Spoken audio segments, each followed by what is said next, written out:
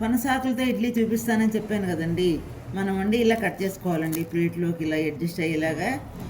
అప్పుడు ఇదిగోనండి ఇలా పెట్టుకున్నాను. కొంచెము నెయ్యి రాసుకుందాము. కరగబెట్టిన నెయ్యి అయితే అండి బాగా ఆకంతా వస్తుంది కదా.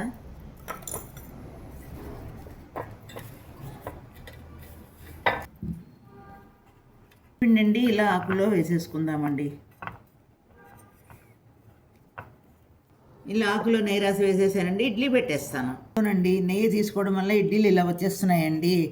ఆకులు కదండి, ఆకుల షేప్లో వస్తున్నాయి అన్నమాట ఇడ్లీలు. ఇదిగోనండి ఇలా అన్నీ తీసేసుకుందాము. ఈ ఇడ్లీలోకి అల్లపచ్చడిను కారపొడి నేను ఎప్పుడు చేసి పెట్టుకుంటానండి. వాళ్ళండి మా ఇంట్లో మేము పూరీలు కూడా చేసుకున్నామండి. దీంట్లోకండి కీరాను టమాటా వేసి పెరుగు పచ్చడి చేశాను. మా ఇంట్లో మేము ఈ పనసాకులతో ఇడ్లీలు, పూరి.